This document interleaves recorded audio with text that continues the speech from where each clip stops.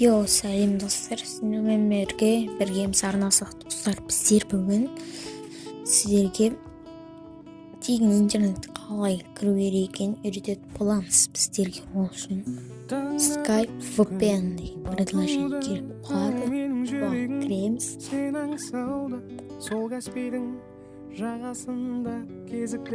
Және де Connect'ты басамыз.